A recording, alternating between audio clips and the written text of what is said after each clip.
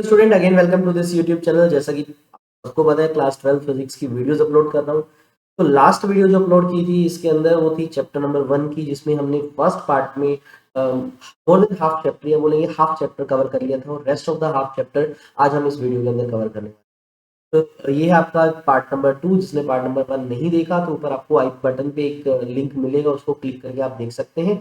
Otherwise video के description में आपको पूरे प्लेलिस्ट का लिंक मिल जाएगा, वहां से आप बाकी चैप्टर्स भी देख सकते हैं। तो चलिए स्टार्ट करते हैं। तो शायद आपको पता होगा, हम पढ़ रहे थे चैप्टर नंबर 1, जो कि है इलेक्ट्रिक चार्जेस एंड फील्ड से रिलेटेड। इन टॉपिक्स की बात करें तो हमने यहाँ पर इलेक्ट्रिक चार्जेस का concept, conservation, Coulomb's law, force between charges, continue charge distribution, electric field का थोड़ा बहुत concept, because of point charge, ये टॉपिक्स पढ़ लिए थे। अब इसके बाद वाले जो टॉपिक्स हैं ये हम कवर। तो चलिए स्टार्ट करते हैं। सबसे पहला टॉपिक इलेक्ट्रिक फील्ड लाइंस। अब सबसे पहले क्वेश्चन आता है, सर इलेक्ट्रिक फील्ड लाइंस है क्या?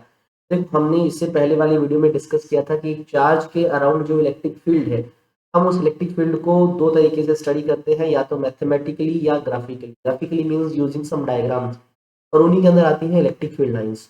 दूसरा मैथमेटिकली हमने पढ़ा कि हम फील्ड को इलेक्ट्रिक फील्ड इंटेंसिटी की हेल्प से या फिर हम पोटेंशियल के कॉन्सेप्ट से एक्सप्लेन। तो अभी ग्राफिकली की बात करें तो आपसे बोलूं भाई, चार्ज के अराउंड का एरिया जो है वो थोड़ा स्पेशल होता है, बिकॉज जो फील्ड है वो दूसरे चार्जेस पे फोर्स लगाएगा। फील्ड को हम देख नहीं सकते, लेकिन we can feel that field using certain imaginary lines, और उन्हीं को क्या बोलते हैं, इलेक्ट्रिक फील्ड। तो ये एक्चुअल में इमेजिनरी लाइंस होती हैं जो फील्ड को रिप्रेजेंट करने के लिए हम बनाते हैं। और अगर इमेजिनरी लाइंस की बात करें बच्चे, ये लाइंस जो है वो स्ट्रेट भी हो सकती हैं, इवन ये जो लाइंस है ये कर्व भी हो सकती हैं। ठीक है, ये इमेजिनरी लाइंस हम बनाते हैं। तो सबसे मेन पॉइंट क्या बात है, लेटर से हमने किसी फील्ड को रिप्रेजेंट करने के लिए एक स्ट्रेट लाइन रिप्रेजेंट की, या फिर हमने कोई कर्व लाइन रिप्रेजेंट की इलेक्ट्रिक फील्ड को रिप्रेजेंट करने। तो अब इस लाइन का बेनिफिट क्या है? इस लाइन का बेनिफिट ये है कि भाई इस लाइन पे सबसे पहले अगर मैं कोई भी पॉइंट डिसाइड करता हूँ, रैंडमली मैंने पॉइंट लिया, और अगर मैं उस पॉइंट पे एक टेंजेंट ड्रॉ करता हूँ, वो जो टेंजेंट है वो उस पॉइंट का इलेक्ट्रिक फील्ड का डायरेक्शन दे देगा। सिमिलरली इस पॉइंट पे अगर मैं एक टेंजेंट ड्रॉ करता हूँ, तो ये जो टेंजेंट है वो पता है क्या शो करेगा? ये टेंजेंट शो करेगा इलेक्ट्रिक फील्ड का डायरेक्शन उस पॉइंट पे। यानी समझो, एक चार्ज के अराउंड जो फील्ड है, हर फील्ड के पॉइंट पर एक अलग फील्ड की डायरेक्शन है। कैसे पता लगेगी? Using these lines. अब लाइन सीधी और कर्व हो सकती है, तो हमें क्या करना है, उस लाइन पे एक पॉइंट बनाओ, उस पॉइंट का एक टेंजेंट लो, और वो जो टेंजेंट है वो आपको फील्ड का डायरेक्शन देगा। तो आप बोल सकते हो कि those imaginary lines tangent to which at any point gives the direction of electric field are known as electric lines। थोड़ी सी प्रॉपर्टीज पे बात करें तो भाई, अगर मेरे पास एक प्लस का चार्ज है तो प्लस के चार्ज से फील्ड लाइंस हमेशा बाहर जाएंगी। ठीक है, ये आपने याद रखना है। आप कुछ इस तरह से बना सकते हैं। ठीक है, प्लस वाले से हमेशा बाहर की तरफ जाएंगी। ऐसे बोल सकते हो कि चार्ज से स्टार्ट होती हैं और एंड कहाँ होती है, अप टू नेगेटिव चार्ज तक जाती है। अब यहाँ नेगेटिव दिख नहीं रहा, तो आप बोल सकते हैं कि चार्ज से स्टार्ट हुई, ओरिजिनेट हुई, और अप टू इन्फिनिटी तक ये जा रही है। और वहीं अगर एक नेगेटिव चार्ज होता तो नेगेटिव चार्ज के लिए हम फील्ड लाइंस क्या करेंगे, अंदर की तरफ बनाएंगे। ठीक है, हमेशा इस तरह से। बहुत ज्यादा क्राउडेड लाइनें मत दिखाओ, तो आप इस तरह से, मैंने 6 से 8 लाइन दिखाई है, तो आप वो भी दिखा। लाइनें आप एकदम प्रॉपर नीट एंड क्लीन दिखाएं। और अगर आप देखो तो हमने सरफेस के साथ ये जो है यहाँ पर एंगल 90 डिग्री होना चाहिए। हम पढ़ेंगे प्रॉपर्टी आगे। और एक नेगेटिव चार्ज की लाइनें आप बोल सकते हो कि इन्फिनिटी से स्टार्ट होती हैं और चार्ज पे एंड होती हैं। वही हम आगे बढ़ते हैं प्रॉपर्टीज पे कि भाई देखो, ये जो इलेक्ट्रिक फील्ड लाइंस है ये हमें चार्ज के मैग्नीट्यूड का भी आइडिया दे देते हैं। कैसे? देखिए, कभी भी किसी चार्ज के अराउंड जब हम फील्ड लाइंस बनाएंगे, तो नंबर ऑफ फील्ड लाइंस कहीं ना कहीं मैग्नीट्यूड को रिप्रेजेंट करते हैं। तो आप बोलते हैं कि अगर ज्यादा लाइनें बनाई हैं तो इट मीन उस चार्ज का मैग्नीट्यूड ज्यादा है। जैसे इस एग्जांपल में देखो, फर्स्ट चार्ज के अराउंड 1 2 3 4 5 6 7 8, हमने इसके अराउंड 8 लाइंस ड्रॉ की हैं। और सेकंड डायग्राम में देखिएगा 1 2 3 4 5 6 7 8 9 10, तो यहाँ पर आपको 10 लाइंस दिख रही है। तो नेचुरल आप देख सकते हो भाई, Q2 की लाइंस अगर ज्यादा बनाई है तो मैं बोल सकता हूँ Q2 का मैग्नीट्यूड ज्यादा है इससे Q1 से। तो आप ऐसे भी समझ सकते हैं, मैग्नीट्यूड जो है चार्ज का, वो नंबर ऑफ लाइन से हम पता लगा सकते हैं। नेक्स्ट, ये इलेक्ट्रिक फील्ड लाइंस हमें स्ट्रेंथ ऑफ इलेक्ट्रिक फील्ड भी बताता है। तो आप बोल सकते हो कि जहां पर लाइनें क्राउडेड है, मींस जहां पर उनकी इंटेंसिटी, अगर मैं बात करूं फील्ड की, ज्यादा मिलेगा, जहां डेंसिटी ऑफ फील्ड लाइन ज्यादा है, तो आप प्रॉपर्टी लिख सकते हो, डेंसिटी और क्राउडनेस ऑफ इलेक्ट्रिक फील्ड लाइंस, वो कहीं ना कहीं इंटेंसिटी को इंडिकेट करता है। अब अगर दोनों डायग्राम्स में देखो तो ई वाले में देखो आप, लाइनों के बीच का गैप कम है, लेकिन ईबी वाले के केसेस में लाइनों के बीच का गैप काफी ज्यादा है। यानी ये क्राउडेड है, क्राउडेड है तो फील्ड ए वाला ज्यादा होगा किसके कंपैरिजन में, ई। ये प्रॉपर्टी बहुत important है। तो नेक्स्ट पॉइंट बात करें, ये हमने ऑलरेडी डेफिनेशन में डिस्कस किया था कि अगर हम एक इलेक्ट्रिक फील्ड पे कोई भी एक पॉइंट लें और उस पॉइंट का टेंजेंट बनाएं तो वो टेंजेंट हमें उस पर्टिकुलर पॉइंट पे फील्ड का डायरेक्शन देता है। एक बहुत इंपॉर्टेंट पॉइंट है कि it gives the direction of force not the direction of motion. Force बोल दो या फील्ड बोल दो, इलेक्ट्रिक फील्ड का डायरेक्शन देता है। मोशन का क्यों नहीं बोल रहे, क्योंकि मोशन का डायरेक्शन फिक्स नहीं है, क्योंकि चार्ज पे जिस डायरेक्शन में फील्ड लगेगा वो उधर मूव करेगा और वो अपनी डायरेक्शन चेंज करता रहेगा। नेक्स्ट प्रॉपर्टी लेकिन काफी इंपॉर्टेंट है, two field lines never intersect each other. भाई क्यों नहीं करता ऐसे, हम कहीं भी किसी भी डायग्राम में कभी भी ऐसा नहीं दिखाएंगे कि टू फील्ड लाइंस इंटरसेक्ट कर रही है। रीजन, अगर लेटर से वो इंटरसेक्ट करती हैं तो ये जो पॉइंट ऑफ इंटरसेक्शन है वहां पर हमें दो टेंजेंट बनाने पड़ेंगे, और दो टेंजेंट का मतलब दो डायरेक्शन फील्ड का, जो कि पॉसिबल नहीं है। एक पॉइंट पे फील्ड का एक ही डायरेक्शन होना चाहिए। कहानी लिख सकते हैं आप कि इफ दे डू सो, मैं जल्दी जल्दी लिख देता हूँ, दे वो मींस वो इंटरसेक्ट करते हैं। आप समझ सकते हैं कि भाई अगर दो लाइनें इंटरसेक्ट कर लेती हैं तो जिस पॉइंट पे उन्होंने इंटरसेक्ट किया वहां पर तो दो टेंजेंट बन जाएंगे।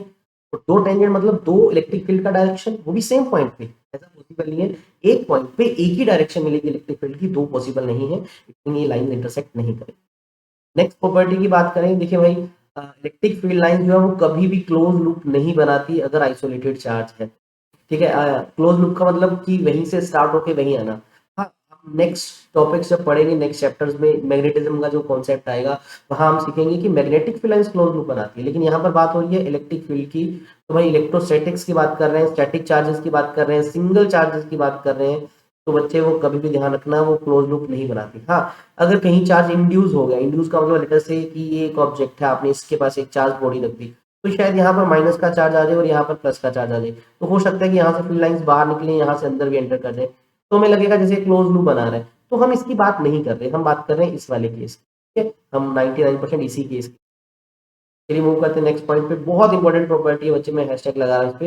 इलेक्ट्रिक फील्ड लाइंस कभी एग्जिस्ट नहीं करती कंडक्टर के अंदर। यस, अगर एक कंडक्टर है, आपने उसको फील्ड में रखा, तो होता क्या बच्चे, कंडक्टर के अंदर इलेक्ट्रॉन्स का मोशन स्टार्ट हो जाता है, जिसकी वजह से इलेक्ट्रॉन सारे इस डायरेक्शन में आ जाते हैं और सारे के सारे पॉजिटिव चार्ज इधर। जब इलेक्ट्रॉन का मोशन होता है तो अंदर भी एक फील्ड सेटअप होने लग जाता है। कब तक ये फील्ड रहता है, जब तक हम एक्सटर्नल फील्ड्स जो लगाए हैं और अंदर वाला इंड्यूस्ड फील्ड बराबर नहीं हो जाता, तब तक इलेक्ट्रॉन का मोशन होता है।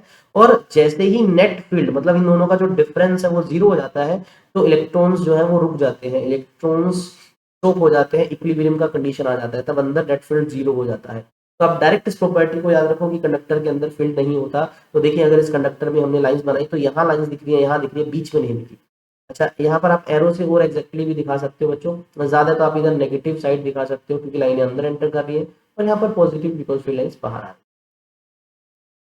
ठीक है, और दूसरा, कभी भी इलेक्ट्रिक फील्ड लाइंस बनाते हैं वो हमेशा सरफेस के परपेंडिकुलर बनाना है। लेटर से एक कंडक्टर है, इस पे चार्ज प्लस का है, तो फील्ड लाइंस अगर मैं कोई ड्रॉ करता हूँ तो वो हमेशा उस कंडक्टर के सरफेस से 90 डिग्री यानी नॉर्मल ही होनी चाहिए। हाँ, अगर किसी कंडक्टर पे मैंने बोला नेगेटिव चार्ज है तो भी लाइन तो बनाएंगे बस अंदर की तरफ, लेकिन रहेगी वो 90 डिग्री पे ही। हमेशा ये प्रॉपर्टी याद रखो। अगर मैं एक प्लेट की बात कर रहा हूँ, लेटर से प्लस का प्लेट है, तो फील्ड लाइन इसके परपेंडिकुलर ही बनानी है। ठीक है, हाँ, प्लस डिसाइड करेगा बाहर की तरफ, माइनस डिसाइड करेगा अंदर। ठीक है, अब हमने प्रॉपर्टीज पढ़ ली, अब हम क्या करते हैं, इलेक्ट्रिक फील्ड लाइंस बनाएंगे, ड्रॉ करेंगे डिफरेंट डिफरेंट। तो सबसे पहले अगर हम बात करें तो मेरे पास एक पॉइंट चार्ज है, पॉइंट चार्ज प्लस का भी हो सकता है माइनस का भी हो सकता है, हम दोनों ही बना लेते हैं। ठीक है, तो लेटर से एक प्लस का चार्ज है, एक माइनस का चार्ज है, और थोड़ी देर पहले भाई हमने ये डिस्कस किया कि प्लस वाले चार्ज की फील्ड लाइंस बाहर दिखानी है। भाई एक इधर दिखा देता हूँ मैं, एक इधर दिखा देता हूँ। ठीक है, एक इस डायरेक्शन में दिखा देता हूँ, इस तरह से आप ड्रॉ कर सकते हैं। तो इस तरह से बना दो, इनफ है। माइनस के लिए जस्ट सेम ऐसी ही लाइनें बनानी है आपने। आप एक बड़ा प्लस बनाओ, यहाँ पर एक लाइन बना दो, यहाँ एक बना दो, यहाँ बना दो, यहाँ बना दो, बस एरोज इसमें अंदर की तरफ। बहुत सिंपल काम। फिर आती है बारी भाई एक डायपोल की। अब डायपोल किसको बोलते हैं, एक प्लस और माइनस चार्ज के कॉम्बिनेशन को डायपोल। एक प्लस हो माइनस हो दोनों एक फिक्स डिस्टेंस पे सेपरेटेड। तो डायपोल का कुछ अरेंजमेंट ऐसा होता है बच्चे। ठीक है, एक माइनस का चार्ज होता है, एक प्लस का होता है। ठीक है, आप इधर भी प्लस दिखा सकते हो, इधर माइनस उल्टा भी दिखा सकते हो, ऐसा भी फिक्स नहीं। तो मैंने इधर प्लस दिखाई, इधर माइनस।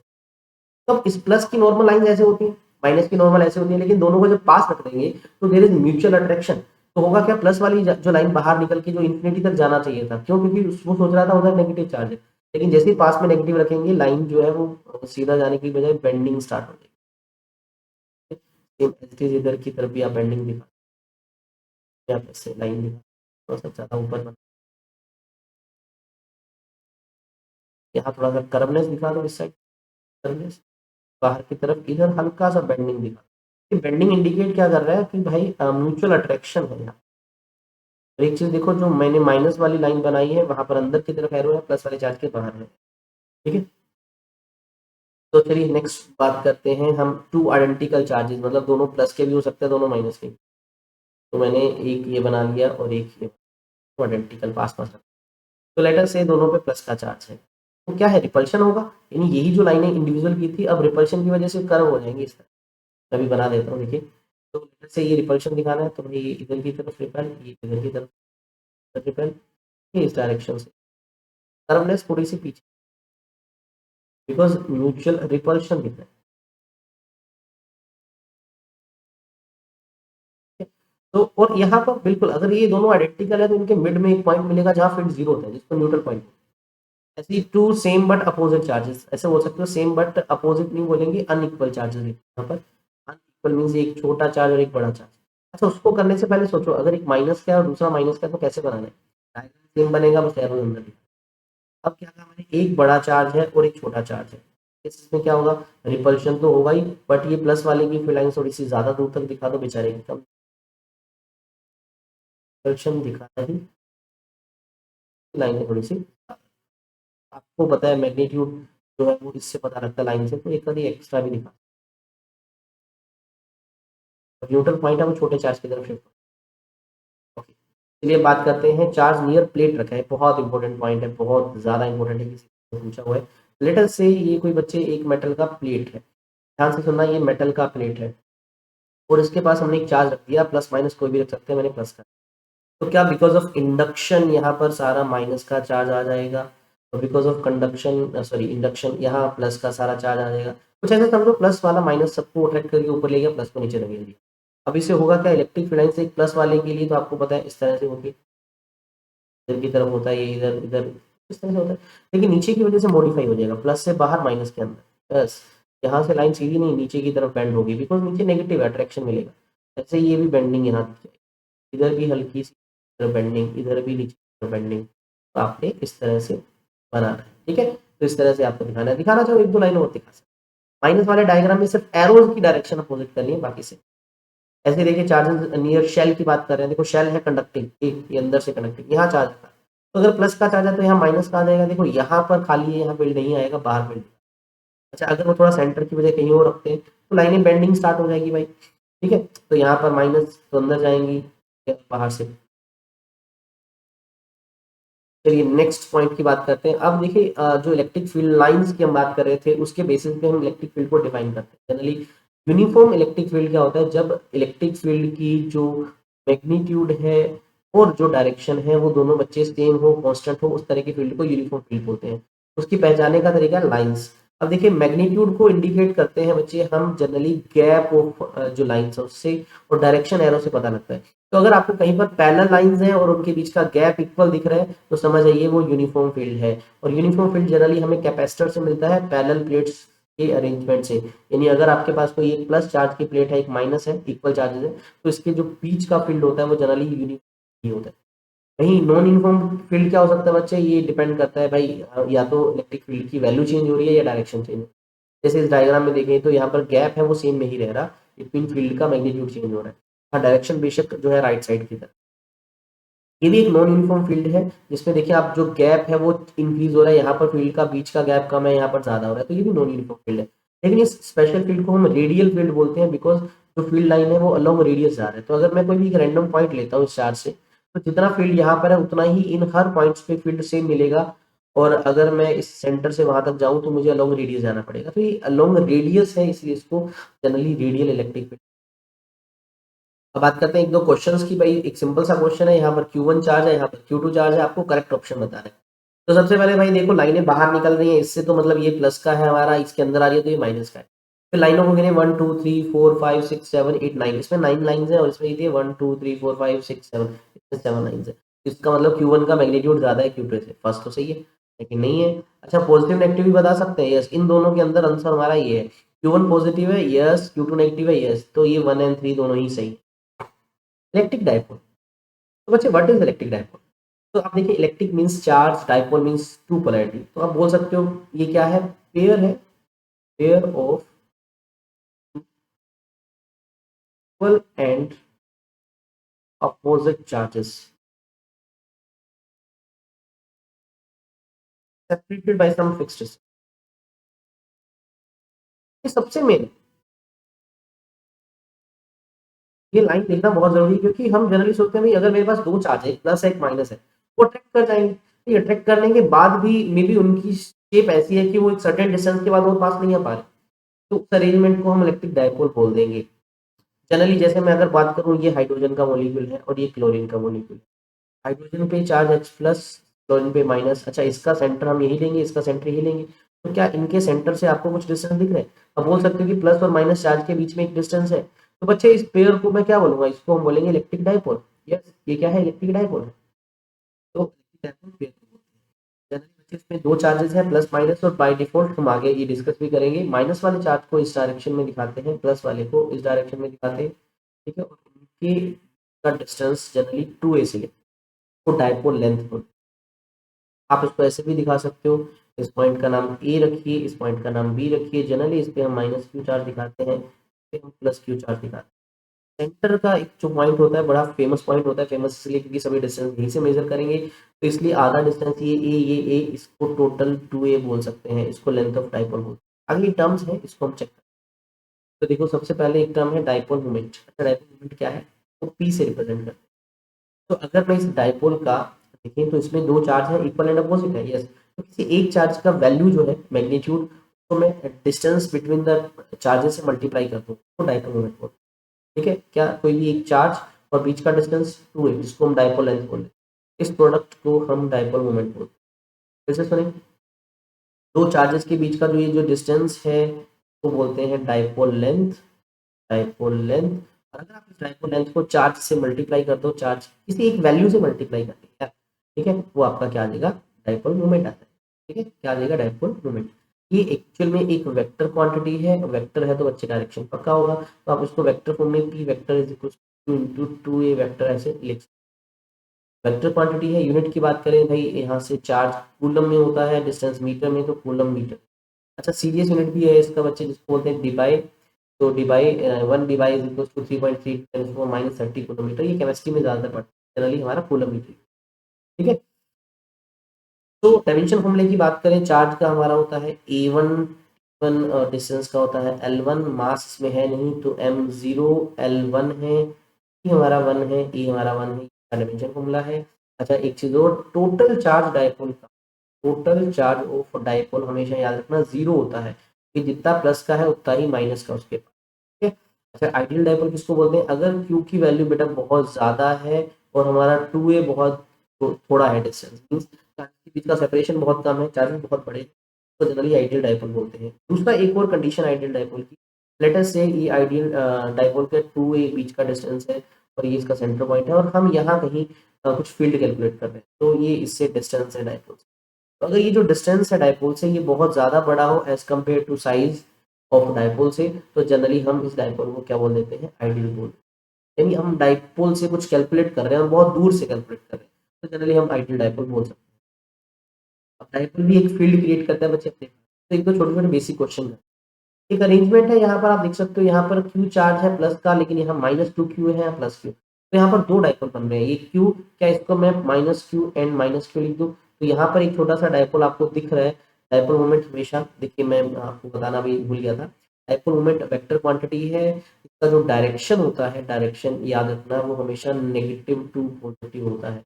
आंसर कोई बच्चा मुझे कमेंट में बताए क्यों ऐसा कहा जाता है, ठीक है, बच्चों को एक्सप्लेन करना। ठीक है, इसके मल्टीपल रीजन है, लेकिन एक सबसे मेन रीजन फील्ड वाला वो आपने बताया, अगर आपको पता है, नहीं पता तो बताते ना, मैं नेक्स्ट वीडियो में आपको explain। तो नेगेटिव टू पॉजिटिव मैंने कहा इसका डायरेक्शन होता है, अगर ऐसा है तो भाई ये एक छोटा सा डायपोल है, तो माइनस ये रहा, प्लस ये रहा, माइनस से प्लस, ये एक डायपोल मोमेंट मान लो P1 इसको बोल देता हूँ, तो P1 का वैल्यू क्या होगा, Q इंटू डिस्टेंस L है बच्चे। ठीक है, दूसरा भी यहाँ पर एक डायपोल आपको बनता हुआ दिख रहा है, P2 का वैल्यू भी क्या होगा, Q इंटू L होगा। और अगर आप दोनों के बीच में देखिए 60 डिग्री एंगल है, और ये दोनों वेक्टर क्वांटिटी होती है, P1 इधर है, P2 आपका इधर है, तो नेट डायपोल मोमेंट कैसे निकालोगे, under root of P1 square, ठीक है, इसको मैं QL square plus QL square plus 2 first QL second QL into 6 इसको सॉल्व में करना पड़ेगा, आप इससे आंसर निकाल। इसी तरह से सेकंड क्वेश्चन में भी आपको दो डायपोल दिख रहे हैं बच्चे, लेकिन इस बार क्या है 90 डिग्री एंगल है। इसका इंडिविजुअल P1 निकालो, इसका P2 निकालो, और एंगल का दे ही रखा है, तो हम सॉल्यूशन दे रखा है, आप सॉल्व कर सकते हैं।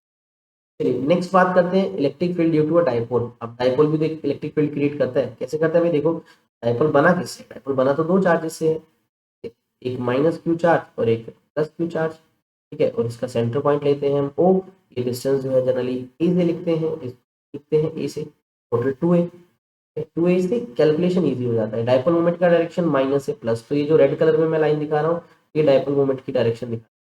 हाँ, अगर मैं ऐसे एक एरो बना रहा हूँ, यहाँ लिख रहा हूँ ए बी, तो ये बाय डिफॉल्ट ये भी एक डायपोल है, और एरो का ये टेल है, ये इंडिकेट करता है माइनस चार्ज यहाँ पर है, ये हेड जो है इंडिकेट करता है प्लस चार्ज यहाँ पर, ये कहीं सेंटर पर। ठीक है, इस तरह से भी दिखा सकते हो।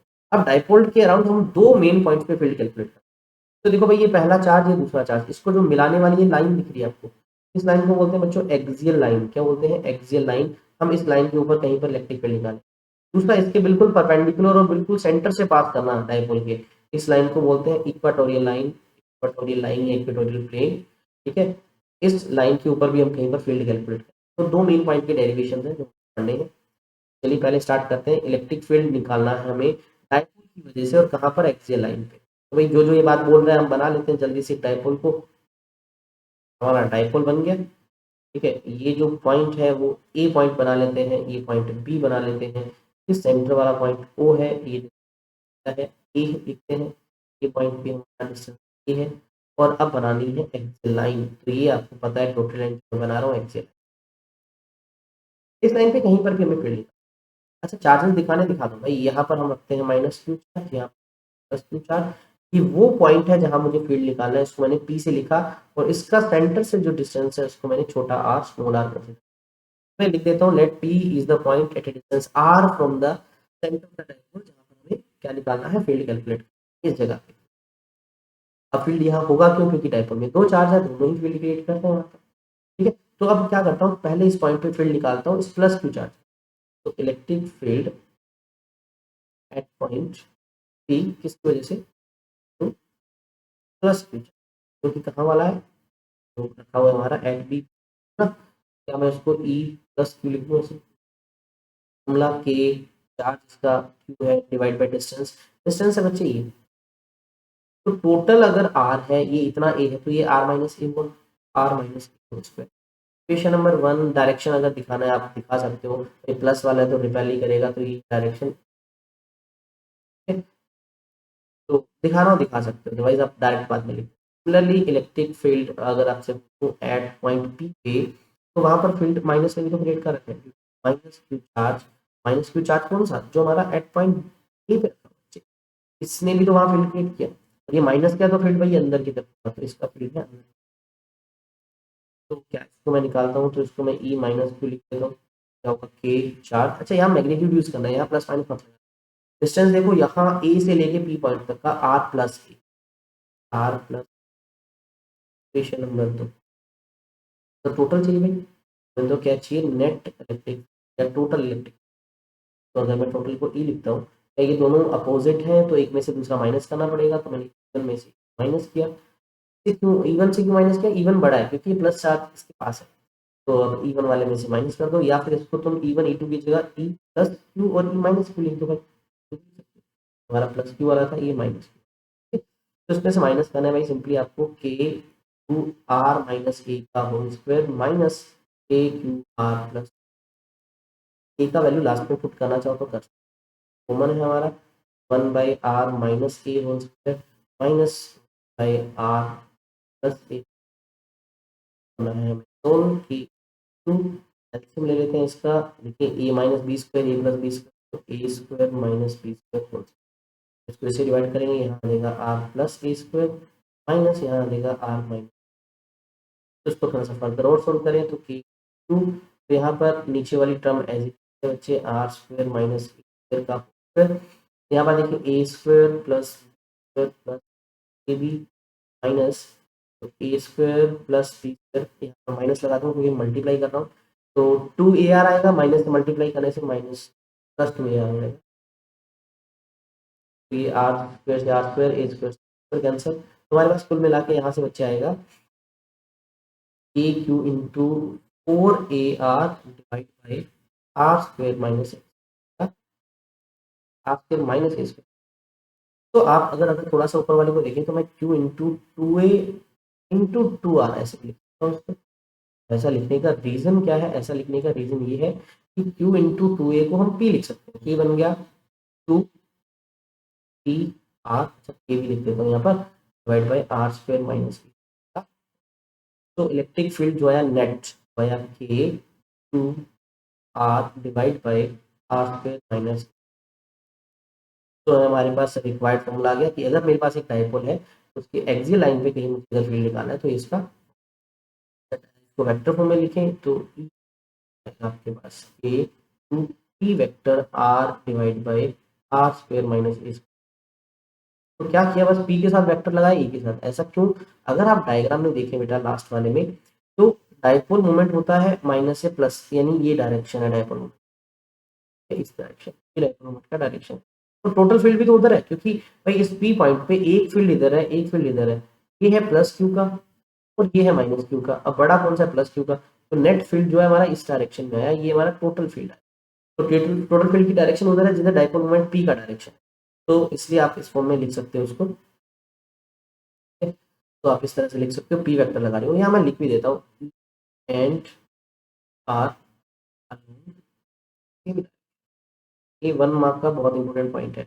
आप बोल सकते हो कि इनके बीच का थीटा 0 डिग्री है, इस स्पेशल पॉइंट में भी चाहो लिखना तो आप ये लिख सकते हो, इसका स्पेशल पॉइंट नंबर 1। अच्छा, अब इसका एक और स्पेशल और आइडियल डाइपोल। भाई आइडियल डाइपोल है तो क्या होगा? अगर आइडियल डाइपोल है तो मैंने उसकी कंडीशन बताई थी, जो टू ए डिस्टेंस है बहुत छोटा होता है इसका। अगर ऐसा है तो ए को नेग्लेक्ट कर दो, अगर ए को नेग्लेक्ट करेंगे तो ई आ जाएगा हमारे पास K 2pr by R square का स्क्वेयर मीन्स आर की पावर 4, तो एक आर इससे कैंसिल हो जाएगा, तो we will get E is equals to K 2 by are cube. हमारे पास ये फॉर्मूला बन के आया। ये ध्यान रखना, ये किसके और आइडियल डाइपोल, इन जनरल ये फॉर्मूला है। आइडियल डाइपोल है तो ये नीचे वाला फॉर्मूला है, वेक्टर फॉर्म है तो यहाँ पर वेक्टर लगाओ, यहाँ पर वेक्टर, ठीक है। अच्छा, एक चीज़ और इससे स्पेशल केस में मैं आपको बताना चाहूँगा, जो ई है वो आर क्यूब पे डिपेंड करता है। एक पॉइंट चार्ज के लिए ई आर स्क्वायर पे डिपेंड करता है, लेकिन डाइपोल के लिए आर क्यूब पे डिपेंड। नेक्स्ट पॉइंट पे बात करते हैं। अब हम बात करेंगे फील्ड निकालना है इस बार इक्वेटोरियल लाइन पे हमें निकालना है। भाई एक डाइपोल बना लेते हैं पहले हम, ठीक है? तो लेटर से डाइपोल है हमारा, का नाम भी रख देते हैं ए पॉइंट ए, ये तो जनरली यहाँ माइनस क्यू चार्ज होता है, यहाँ प्लस क्यू चार्ज लिखते हैं, इसका एक सेंटर पॉइंट बनाते हैं हम जनरली ओ, ठीक है। ये डिस्टेंस मुझे पता है ए है, ये distance पता है मुझे, ये डिस्टेंस है। अब हमें बनाना है एक इक्वेटोरियल लाइन, तो क्या ये इक्वेटोरियल लाइन है? बिल्कुल पास होगी, बिल्कुल। अब हमने इसी के ऊपर कोई पॉइंट डिसाइड किया, मान लो हमने ये पॉइंट डिसाइड कर लिया पी, जो सेंटर से यहाँ से आर डिस्टेंस, ठीक है। तो ये हम कहानी लिख लेते हैं, हमें यहीं पर फील्ड निकालना है, we have to find it failed at point P on और ये O से लेके P का जो डिस्टेंस है वो R है। अब यहाँ पर फील्ड निकालना है, यहाँ पर फील्ड क्रिएट कौन कर रहा है? ये दोनों चार्जेस तो कर रहे हैं। तो लेट अस से Q प्लस चार्ज ने यहाँ पर जो फील्ड लगाया प्लस वाला तो पहले करेगा, इसका फील्ड होगा इस डायरेक्शन में, जैसे मैं उसको E1 लिख देता हूँ, ठीक है। तो इलेक्ट्रिक फील्ड प्लस है डी पॉइंट पे, ये हम फील्ड निकाल कहा रहे हैं, electric field due two plus charge on point P, हम पी पॉइंट पे निकाले ना। क्या मैं इसको इक्वल लिख सकता हूँ? यस, फॉर्मूला होगा के, चार्ज चार्ज है इसका, क्यू डिस्टेंस होगा बच्चे, ये हाइपोटेन्यूज, ये ए है ये आर है, तो ये शायद होगा root of are square plus A. Yes, इसका स्क्वायर करना है तो ये simple R square plus A. Question number 1 direction देना है तो आप बता सकते हो भाई पी इज जेड नाम दे देता हूँ, तो लॉन्ग। सिमिलरली इलेक्ट्रिक फील्ड हम निकालते हैं माइनस क्यू चार्ज, जो ए पे रखा हुआ है और हम फील्ड निकाल कहाँ रहे हैं, ऑन वाई, तो लेटर से उसको मैं ई टू, यानी इस चार्ज ने, माइनस क्यू ने ई को अपनी ओर अट्रैक्ट किया, मतलब यहाँ पर फील्ड जो है वो अंदर की तरफ गया, तो लेटर से फॉर्मूला के चार्ज की वैल्यू तो होती है, यहाँ कौन सा प्लस माइनस यूज करना है, डिस्टेंस ये भी under root R square plus ए स्क्वायर है, तो इसका स्क्वायर करेंगे रूट हट जाएगा, तो इसका डायरेक्शन दिखाना है तो अलोंग ये लिख दूँ, पी की तरफ लिख दूँ, दो फील्ड आगे सर, मुझे तो टोटल चाहिए, क्या करें भाई अलग अलग डायरेक्शन में, तो हम क्या कर सकते हैं, इनका एंगल टोटल पता लग जाए तो हम रिजल्टेंट का फॉर्मूला लगाएं, अदरवाइज हम कंपोनेंट कर सकते हैं, ये सबसे बेस्ट मेथड कंपोनेंट मेथड। अब इसमें है क्या, मैं जनरली एक इमेजनरी लाइन यहाँ बना देता हूँ, तो अगर ये एंगल थीटा है तो बच्चे ये भी थीटा, अगर ये थीटा है तो ये भी थीटा, क्योंकि है ये ट्रायंगल बन गए, ये भी थीटा। तो अब E2 के कंपोनेंट करें भाई, E2 के कंपोनेंट करें तो ये आएगा टू कोस ऑफ थीटा, क्योंकि एंगल इसके साथ है, और यहाँ पर क्या आएगा E2। सिमिलरली E1 के कंपोनेंट करें, ऊपर की तरफ आएगा बच्चे E1 साइन थीटा, और इधर एंगल बन रहा है तो इस तरफ आएगा आपका E1, कहानी लिखनी है बस, मैं लिख देता हूँ resolving and E,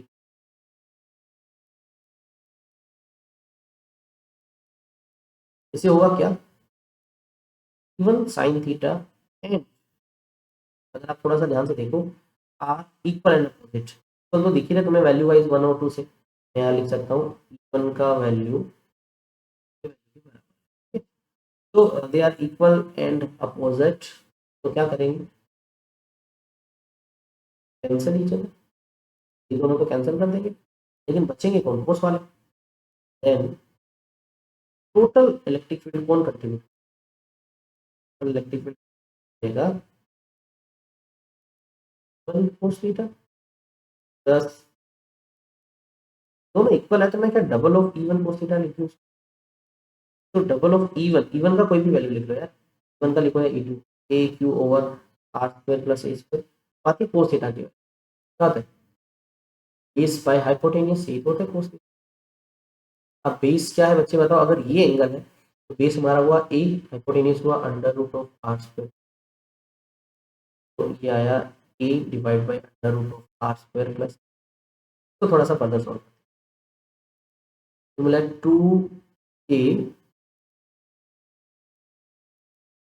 cube divide by are square plus इनका इंटू यहाँ पर था a by under root of r, तो कुल मिला के के एच डी रखता हूँ, क्यू एच डी टू को ए के साथ लिया, डिवाइड बाय देखो यहाँ पावर कुछ नहीं है 1 और ये रूट मतलब हाफ, तो हाफ और 1 3/2 लिख सकते हो, तो यू कैन राइट दिस, तो कुल मिला के हमारा इक्वेटोरियल का जो फील्ड का फॉर्मूला बना हुआ ए क्यू, तो मैं पी लिख सकता हूँ, तो मैं इसको पी लिख देता हूँ, पूरी टर्म को हम पी लिख सकते हैं, तो K P by are square plus A square power, ये हमारे पास रिक्वायर्ड फॉर्मूला आ गया कि अगर भाई एक्सियल लाइन की बजाय इक्वेटोरियल लाइन पे फील्ड निकालना है तो इसका वेक्टर फॉर्म में लिखें, तो भाई E vector is equals to A, यहाँ मैं थोड़ा सा डायग्राम में दिखाना चाहता हूँ, देखिए ये डाइपोल का डायरेक्शन इस डायरेक्शन, ये पी का डायरेक्शन, लेकिन टोटल फील्ड आया इस डायरेक्शन अपोजिट है, तो मैं माइनस यूज करूंगा डेरिवेशन यहाँ फॉर्मूले, तो minus P vector divide by are square plus A square power 3, यहाँ पर माइनस इंडिकेट क्या कर रहा है, माइनस इंडिकेट कर रहा है that E and R in opposite direction, ये अपोजिट डायरेक्शन में है, अपोजिट डायरेक्शन का मतलब इनके बीच का एंगल 180 डिग्री, ये आप स्पेशल केस में लिख सकते हैं इस बात, ठीक है, तो ये अगर मैं स्पेशल केस लिखता हूँ, वेरी फर्स्ट पॉइंट आप, सेकंड आपको पता ही है भाई, हम बात करते हैं आइडियल डाइपोल की, तो आइडियल डाइपोल के लिए होता क्या है, आइडियल की टू वे डिस्टेंस बहुत थोड़ा होता है एज कम्पेयर टू आर, तो मैं ए को नेग्लेक्ट कर देता हूँ, अगर ए को नेग्लेक्ट करते हैं मैग्नीट्यूड वाइज लिखता हूँ पहले, इज इक्वल्स टू के बाय आर स्क्वायर की पावर 3/2, तो आर क्यूब आ जाएगा, तो आपका ये ट्यूटोरियल के लिए वो भी कौन सा आइडियल, और इसमें भी अगर आप थोड़ा सा ध्यान से देखें तो ई जो है वो आर क्यूब के ही डिपेंड है, तो कुल मिला के ई आर क्यूब पे डिपेंड है, मैंने आपके कर दिए, एक चीज और है लास्ट पॉइंट, अगर इस टाइप का समझो तो भाई, अगर ये माइनस का चार्ज है ये प्लस, आप क्या करते हो, कोई 2 पॉइंट लेते हो, ठीक है? आप क्या करते हो, सेंटर से r डिस्टेंस पे पॉइंट लिया P, और इसके इक्वेटोरियल लाइन पे भी आपने r डिस्टेंस पे पॉइंट लिया P, डिस्टेंस तो सेम ले लिया। तो आपका जो E एक्सियल होगा उसका फॉर्मूला होगा K, आइडियल की बात कर रहा हूँ, 2p/r3। और वहीं अगर मैं आपको इक्वेटोरियल का फॉर्मूला पूछूँ तो होगा Kp/r3। तो दोनों को डिवाइड करो तो आपको क्या मिलेगा, E एक्सियल रेशियो है वो 2/1 मिली, यानी सेम डिस्टेंस के लिए एक्सियल और इक्वेटोरियल का जो रेशियो है वो 2:1। भाई जो डायपोल हमने पढ़ा, इसका यूजेस क्या है, इसका सिग्निफिकेंस क्या है? देखो सबसे पहले डायपोल को थोड़ा सा वो डिटेल में समझते हैं। तो डायपोल में क्या है, डायपोल मोमेंट होता है, क्यू इंटू टू ए था चार्जेस के बीच का डिस्टेंस। तो जो अगर दो चार्जेस हैं लेकिन वो एक ही जगह पे है, डिस्टेंस है ही नहीं, तो डायपोल मोमेंट जीरो होगा। ऐसे इसको नॉन पोलर मोलिक्यूल, जिनमें डिस्टेंस होता है प्लस माइनस कुछ डिस्टेंस पे सेपरेट होते हैं, उनको नॉन पोलर। पहला है हमारा ये नॉन पोलर, पोलर लिखा गया, but first definition is non polar. तो centre of positive charge and negative charge अगर एक ही जगह पे है मॉलिक्यूल में, यानी उनका जो डायपोल मोमेंट है वो जीरो है, जैसे CO2 मॉलिक्यूल, मीथेन मॉलिक्यूल, ये सब आपके नॉन पोलर मॉलिक्यूल। और लेकिन इनमें एक खास बात क्या होती है कि अगर आप इन पे इलेक्ट्रिक फील्ड अप्लाई कर दोगे तो इनमें डायपोल मोमेंट आ जाता है। ये कैसे पता लगेगा, हम नेक्स्ट चैप्टर में डिटेल में पढ़ेंगे पोलराइजेशन। सेकंड है आपका फिर पोलर मॉलिक्यूल्स, भाई जिनमें पॉजिटिव नेगेटिव है और कुछ डिस्टेंस पे सेपरेट है, वो कंसाइड नहीं कर रहे, तो उनका कुछ परमानेंट डायपोल मोमेंट होता है, डायपोल मोमेंट जीरो नहीं होता। केवल आपने फील्ड नहीं लगाया तो भी उनके पास डायपोल है, उनको पोलर मॉलिक्यूल्स बोलते हैं, जैसे फोटोमॉल है, और भी बहुत सारे होते हैं। ये कुछ एग्जांपल। अब कहानी आती है कि भाई ये जो डायपोल है जिसमें एक प्लस और माइनस चार्ज है, हम इसको यूनिफॉर्म फील्ड में रखें तो क्या होगा। ये बहुत इंपॉर्टेंट डेरिवेशन है एग्जाम पॉइंट ऑफ व्यू से, याद रख लेना, इसके रिजल्ट्स भी याद करना। तो सबसे पहले आपसे बोला था भी हमारे पास एक यूनिफॉर्म एक्सटर्नल फील्ड है। यूनिफॉर्म फील्ड को रिप्रेजेंट करने का तो तरीका मैंने आपको बताया था कि हमें क्या करना होता है, हमें पैरेलल लाइंस बनानी होती है जिनकी जो डिस्टेंस है वो भी इक्वल रखना। तो ये एक रिप्रेजेंटेशन है का, तो ये बना देता हूँ। तो ये हमारा बन गया यूनिफॉर्म फील्ड, तो मैंने लिखा ई। ओके, अब उसके बाद क्या है, इसमें रखना है एक डायपोल, वही डायपोल भी बना देते हैं हम। तो लेट अस से ये डायपोल रखा गया, तो ये हमारा पॉइंट ए है जिसपे होता है जनरली माइनस क्यू चार्ज, और ये हमारा पॉइंट है बी जिसपे हम जनरली प्लस क्यू चार्ज। ये उसका सेंटर पॉइंट ओ, ये आधा डिस्टेंस ए, ये आधा डिस्टेंस ए। तो डायपोल मोमेंट भी दिखाना है तो आपको पता है वो होता है माइनस से प्लस, तो ऊपर की तरफ डायपोल डायरेक्शन। लेट अस से इनिशियली ये थीटा एंगल पे रखा है, ये सारी कहानी लिखते हैं। Consider permanent dipole of dipole moment P placed in uniform external field E at an angle theta, सारी कहानी। अब इसमें रखने के बाद क्या होगा हमें उसको समझना है। तो जो डायपोल बना तो चार्जेस से है, और चार्जेस फील्ड में फोर्स एक्सपीरियंस करते हैं, तो जैसे ही हमने ये रखा तो ये भाई प्लस का जो चार्ज है इस पे फील्ड की डायरेक्शन में फोर्स लगेगा, और माइनस वाले चार्ज पे हमेशा फील्ड के अपोजिट डायरेक्शन में फोर्स लगता है, बच्चा इस लगेगा इधर। तो दोनों बेचारे फोर्स एक्सपीरियंस करेंगे, ये इधर की तरफ, ये इधर की तरफ, force on plus Q charge लगेगा जो की वैल्यू है क्यू। इसी तरह से force on minus Q charge अगर मैं लिखता हूँ तो माइनस क्यू इंटू ई होगा। अब आप बोलेंगे सर यहाँ पर प्लस माइनस क्यों लगाया, क्योंकि यहाँ मुझे पता है कि अपोजिट डायरेक्शन है उसको सेंस करने की। अदरवाइज यहाँ पर आप प्लस लगा सकते हो, ठीक है, मैग्नीट्यूड अगर लिखना है, माइनस लगाने का मतलब अपोजिट डायरेक्शन को सेंस करना। इसको मैं अगर F1 लिखता हूँ इसको, और अब आपसे पूछता हूँ भी सिस्टम पे नेट फोर्स बताओ कितना है। नेट फोर्स निकालने के लिए आपको ऐड करना पड़ेगा किसको, माइनस क्यू ई के साथ ऐड करना पड़ेगा, और कुल मिला के कितना, जीरो। तो नेट फोर्स जीरो होता है, ये पहला पॉइंट जो आपको याद करना है। कि जैसे ही तुम एक डायपोल को यूनिफॉर्म फील्ड पे रखते हो, यूनिफॉर्म फील्ड ही हो, तो उस पे नेट फोर्स जीरो है। अब इससे होगा क्या, नेट फोर्स जीरो होने का मतलब there is no translatory motion, no translation, mean ये स्ट्रेट लाइन मूव नहीं करेगा। यानी ये जो यूनिफॉर्म फील्ड है ये इस डायपोल को स्ट्रेट लाइन मीन्स अगर ये ऐसे है तो ना तो ये इधर जा सकता, ना इधर जा सकता, ना ऊपर जा सकता, नीचे। तो ये फोर्सेस करवाएंगे क्या, ये फोर्सेस को रोटेट करवा देंगे, इसको टोर्क प्रोवाइड करेंगे, ये रोटेशन। अब लिखता हूँ but F1 and F2 are equal and opposite and acting on different line of action, lines of action, ये क्या लिख दिया मैं आपको थोड़ा सा बता देता हूँ। अगर इक्वल एंड अपोजिट फोर्स हो और वो अलग अलग लाइन्स पे लगते हैं, अलग अलग लाइन्स का मीनिंग क्या है? अगर अभी मैं आपको बना के दिखाता हूँ, तो ये जो फोर्स है F1, क्या वो आपको लग रहा है कि भाई इस लाइन के ही ऊपर है? और जो F2 फोर्स है वो इस लाइन के ऊपर है। दोनों की लाइन ऑफ एक्शन अलग अलग है। अगर ऐसा है तो इस तरह के फोर्सेस को, पेयर को कपल बोलते हैं। This forms couple। और अगर कपल है तो वो क्या प्रोड्यूस करेगा? Which will produce torque. वो टॉर्क प्रोड्यूस करेगा और इसको रोटेट करेगा। ठीक है, और इस पर्टिकुलर डायग्राम में देखिए तो आप बता सकते हो कि ये क्लॉकवाइज रोटेट करेगा। और तो जो टॉर्क का फॉर्मूला होता है वो होता है बच्चे, कोई भी एक फोर्स लग रहा है, force into arm of couple, ये फॉर्मूला होता है टॉर्क का। तो कई बार आर्म ऑफ कपल को परपेंडिकुलर डिस्टेंस भी बोल देते हैं। तो कोई भी एक फोर्स देखें अगर, तो फोर्स तो बच्चे Q इंटू ई है, और परपेंडिकुलर डिस्टेंस इन दोनों लाइंस के बीच जो लाइन ऑफ एक्शन बनाया। तो ये जो डिस्टेंस है ये हमारा, ये BC भी हो सकता है जो अभी मैं ड्रॉ कर रहा हूँ, और इवन ये हमारा डिस्टेंस AD भी हो सकता है, ये दोनों ही सेम। ठीक है, ये जो AD है और जो BC, ये दोनों ही क्या है? आर्म ऑफ कपल है। एक्चुअली मुझे परपेंडिकुलर डिस्टेंस, तो अगर ये देखें ये पूरा 2A है, ये एंगल थीटा, तो मैं इसको भी थीटा बनाता हूँ। तो बच्चे इस ट्रायंगल से अगर देखो तो ये जो BC आएगा, मैं यहाँ डायरेक्टली लिख देता हूँ, ये आएगा 2। ठीक है, तो यहाँ डायरेक्ट लिख सकते हो 2A sin। आप ट्रिग्नोमेट्री से इस एंगल से निकाल सकते हो। हमारे पास कुल मिला के बना Q root 2A root E भी है इंटू थीटा। तो कुल मिला के जो मेरा फॉर्मूला बना टॉर्क का, बन गया Q 2A। और ये आपको जाना पहचाना लग रहा होगा, इसको हम P लिख सकते हैं, dipole moment sine of theta. तो कुल मिला के ये पता लगा, जैसे ही तुम एक डायपोल को यूनिफॉर्म इलेक्ट्रिक फील्ड में रखते हो तो भाई उस पर लगता है एक टॉर्क और रोटेट। ये फॉर्मूला आ गया, और इसको वेक्टर फॉर्म में लिखना है अगर आपको, वेक्टर फॉर्म, वेक्टर फॉर्म में बच्चे जो टाउ इज हो जाएगा ई क्रॉस ए। क्रॉस क्यों लगाया? बिकॉज यहाँ साइन थीटा देख सकते हो, क्रॉस की फॉर्म। अभी थोड़े से इसके स्पेशल केसेस में बता देता हूँ, बाकी सीरीज पे भी है कुछ।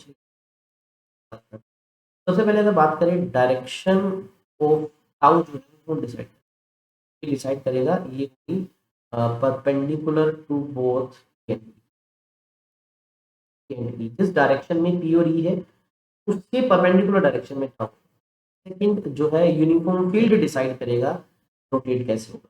तो एक चीज हमेशा ध्यान रखना, टॉर्क हमेशा क्या करती है? Torque tries to align dipole along E। जिस डायरेक्शन में E है उस डायरेक्शन में ही डाइपोल को लाने की कोशिश है। जैसे ये अगर यूनिफॉर्म फील्ड है, मैं एक दो एग्जांपल ले लेता हूँ, ये तरह से है, और दोनों में रेंडमली मैंने डाइपोल, तो इसमें मैंने एक डाइपोल ऐसे रखा और इसमें भी डाइपोल मैंने ऐसे, तो ये टॉर्क लगेगा, और ये टॉर्क लगेगा तो रोटेट पता कैसे होगा? ये है E का डायरेक्शन, इधर है ये E का डायरेक्शन, और ये ऊपर P है।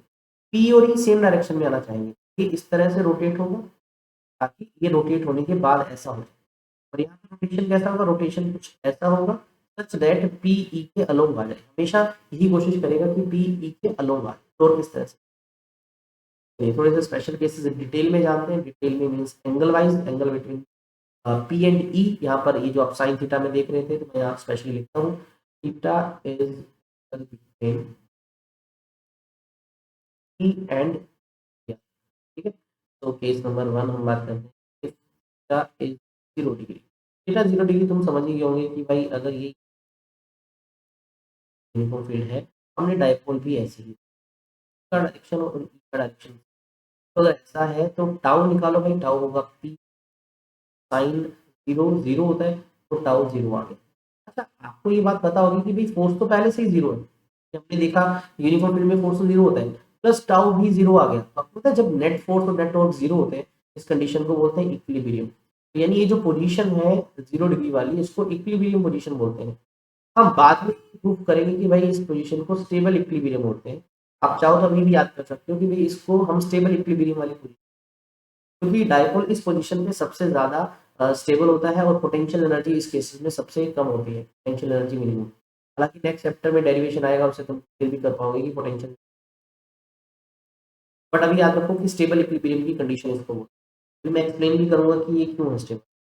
देन मैं 180 डिग्री की बात करता हूँ कि भाई आपने एक डाइपोल को फील्ड में रखा लेकिन अपोजिट डायरेक्शन में, तो थीटा 180 है। देखो फोर्स तो पहले से जीरो है हमें पता है, टाउ भी चेक किया तो पीई साइन ऑफ 180, साइन 180 भी जीरो होता है, तो टाउ जीरो आ गया। फोर्स जीरो टाउ जीरो, तो आपको पता है इक्विलिब्रियम का कंडीशन है। इक्विलिब्रियम तो सर पहले भी था अब भी आ गया, लेकिन ये इक्विलिब्रियम है अनस्टेबल इक्विलिब्रियम। नेक्स्ट चैप्टर में हम देखेंगे इस केस में पोटेंशियल। अब मैं ये क्यों बोल रहा हूँ ये अनस्टेबल स्टेबल, तो चलिए समझते हैं इस चीज को, स्टेबल अनस्टेबल की रीजन क्या है। देखिए अगर मैं तुमसे एक एग्जांपल लेता हूँ भाई, ये यूनिफॉर्म फील्ड और एक ये यूनिफॉर्म, दोनों केसेस को डिस्कस करेंगे जीरो और अनस्टेबल 180। हमने डाइपोल को ऐसे रखा है और इस पे हमने डाइपोल को रखा है। अब अगर जहाँ एरो आइटम उधर होता है प्लस का चार्ज और बाकी दूसरा होता है माइनस, होता है बस ये, और ये फील्ड का डायरेक्शन। ये सर अच्छा, अब क्या करता हूँ, ये हमारा स्टेबल वाली कंडीशन है और ये हमारी अनस्टेबल जो मैं तुम्हें बोल रहा हूँ अभी क्यों है उसका भी रीजन बता। अब अगर आपको पहचाना है अनस्टेबल स्टेबल, तो क्या करो उस डायपोल को उसकी पोजीशन से स्लाइटली चेंज करके देखो। अगर आप इसको थोड़ा सा रोटेट करके लेटर से ऐसे ले आते, तो प्लस का यहाँ आ गया, माइनस का यहाँ आ गया, अब इस पे टॉर्क लगेगा। तो प्लस पे हमेशा फील्ड की डायरेक्शन में फोर्स लगेगा, माइनस पे अपोजिट लगेगा, इस पे टॉर्क लगेगा और ये रोटेट होके वापस जीरो वाले पे आएगा। तो अगर वो वापस उसी जगह आ रहा है इट मीन वो स्टेबल इक्विलिब्रियम में था। अब इस केस में देखते हैं भाई, इनिशियली तो ये इक्विलिब्रियम में है, लेकिन मैंने इसको थोड़ा सा रोटेट किया इसकी जगह से, ये प्लस वाला यहाँ है माइनस वाला यहाँ। प्लस वाले में हमेशा फील्ड की डायरेक्शन में फोर्स लगता है, माइनस वाले में अपोजिट। पूरा रोटेट होगा और रोटेट होके ये प्लस वाला हिस्सा इधर आ जाएगा, यानी ये 0 डिग्री पे आ जाएगा। इनिशियली अनस्टेबल था 180 पे था, लेकिन जैसे ही थोड़ा सा रोटेट किया ये जीरो पे आ गया। तो ये जीरो वाला स्टेबल इक्विलिब्रियम, नॉन अनस्टेबल कौन सा था 180। 180 पे रखने पर टॉर्क जीरो लग रहा है, लेकिन थोड़ा सा रोटेट करोगे वो घूम के वापस जीरो वाली पोजीशन। थर्ड केस भी डिस्कस कर ही लेते हैं बच्चे, 90 डिग्री वाला केस। इक्विलिब्रियम का केस नहीं 90 डिग्री, बट समझना पड़ेगा आपको कि क्या है कि अगर एक फील्ड कुछ इस तरह से है और डायपोल को हमने रखा उसके परपेंडिकुलर, तो थीटा 180 है। देखो फोर्स तो आपको पता है जीरो है ही, इसलिए टॉर्क की बात करें साइन 90 साइन 91 होता है जो कि मैक्सिमम वैल्यू होती है इसकी। तो आप बोल सकते हो कि टॉर्क होता है बच्चे मैक्सिमम। भाई टॉर्क अगर लग रहा है तो भाई ये स्टेबल इक्विलिब्रियम अनस्टेबल इक्विलिब्रियम तो हुआ ही नहीं, यानी 90 कोई इक्विलिब्रियम वाला केस नहीं है। उल्टा ये ऐसा केस है जिस पोजीशन पे सबसे ज्यादा टॉर्क लगता है डायपोल। ठीक है, चलो आगे बढ़ते हैं। ये सब कहानी थी जब हम यूनिफॉर्म फील्ड में रखते हैं। अगर नॉन यूनिफॉर्म फील्ड में रखते हैं तो क्या होगा। आप छोटा सा एनसीईआरटी में गिवन है नॉन यूनिफॉर्म फील्ड। तो पहले समझते हैं नॉन यूनिफॉर्म फील्ड होता क्या है। नॉन यूनिफॉर्म फील्ड मतलब किसी एक जगह पर फील्ड की वैल्यू ज्यादा एक जगह कम है। अगर ऐसा है तो एक तरफ फील्ड जहां कम है वहां फोर्स कम लगेगा, जहां फील्ड ज्यादा है वहां फोर्स ज्यादा लगेगा। चलिए एग्जांपल के लिए हमने माना कि ये जो एरो है ये इंडिकेट कर रहा है इलेक्ट्रिक फील्ड को, और इस डायरेक्शन में जाने पर इलेक्ट्रिक फील्ड इंक्रीज हो रहा है। तो मैं अगर इस साइड के फील्ड को E1 लिखता हूँ, एक बार इस साइड के फील्ड को E2 लिखता हूँ, तो क्या मैं ऐसे बोल सकता हूँ कि E2 ज्यादा है E1। और अब मैं इसमें रखता हूँ डाइपोल को, डाइपोल में एक माइनस का चार्ज है और एक का चार्ज है। बिल्कुल सर। अब बताओ जरा दोनों पे फोर्स लगेंगे।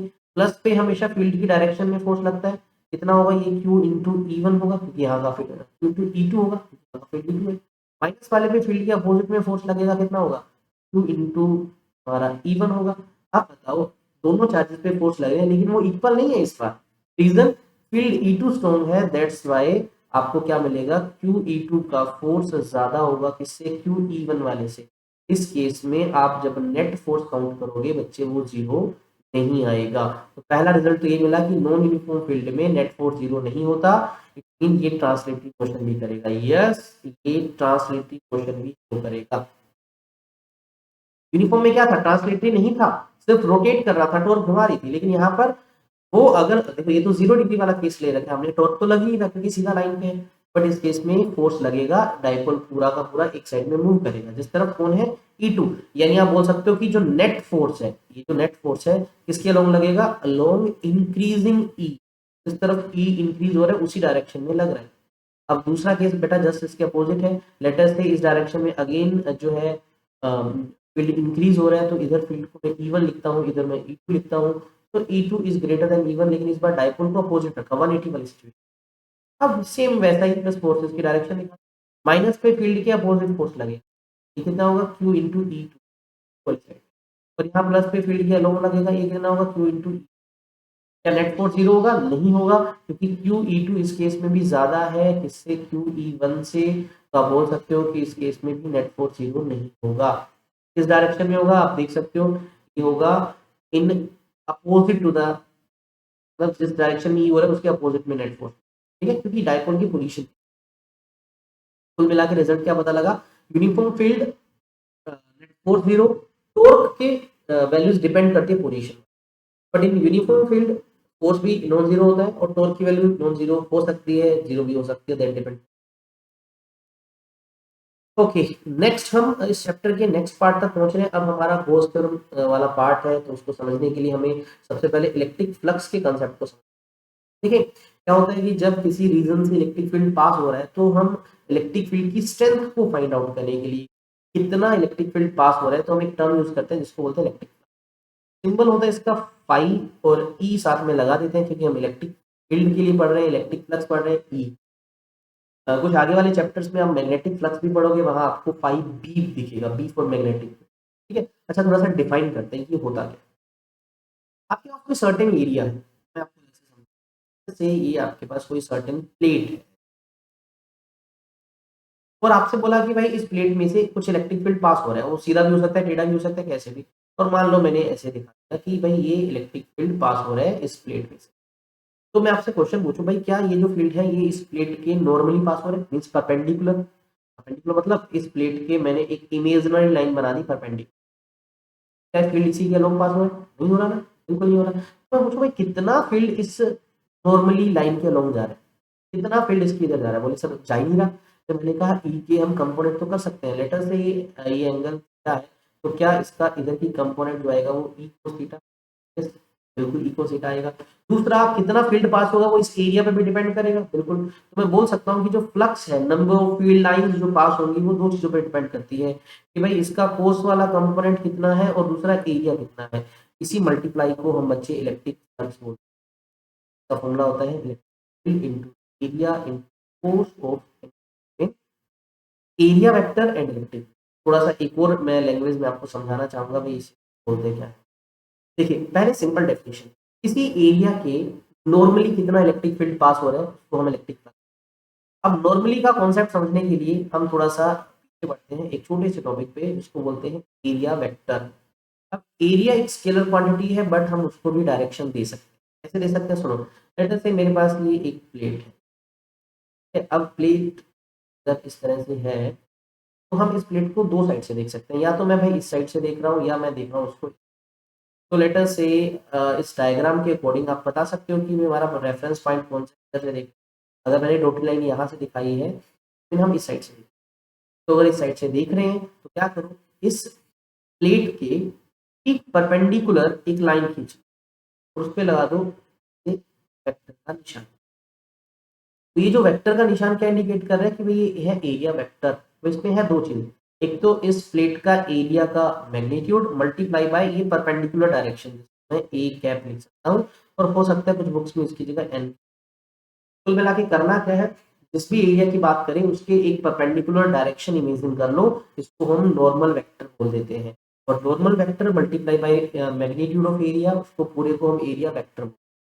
अब इस डायरेक्शन में मैंने बाहर बनाया, ये पॉइंट पे डिपेंड है। लेटर से मैं एक स्फीयर की बात कर रहा हूँ, एक स्फीयर है और मैं स्फीयर के बाहर हूँ, ठीक है, बाहर हूँ, और मैंने यहाँ पर एक थोड़ा सा एरिया डिसाइड, तो एरिया वेक्टर क्या होगा, जस्ट एक लाइन जो इसके परपेंडिकुलर है, ठीक है, ये है।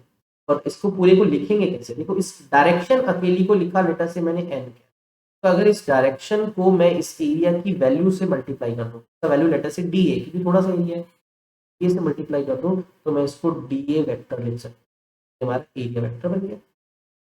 इसी तरह से लेटर से मैंने कोई और एरिया लिया, लेटर से ये मैंने लिखा, भी दिखा सकता, ठीक है।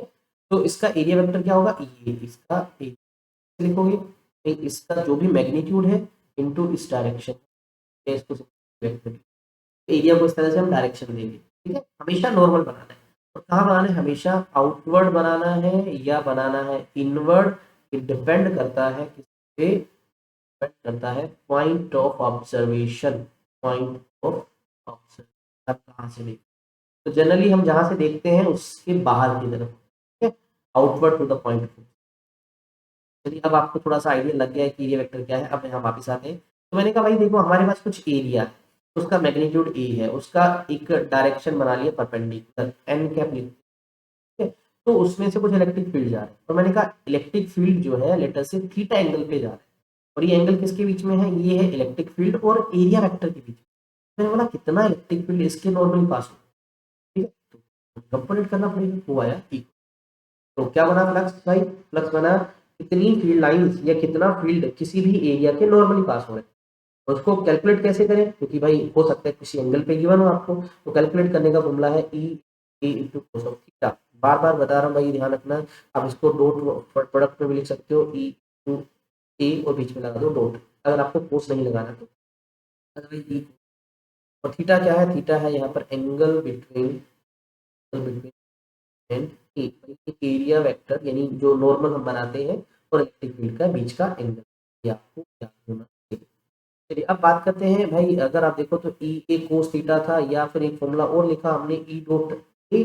जब भी दो वेक्टर्स में डॉट प्रोडक्ट होता है तो हमेशा ध्यान रखना रिजल्ट स्केलर है, तो हमारा जो इलेक्ट्रिक फ्लक्स है वो एक स्केलर क्वांटिटी।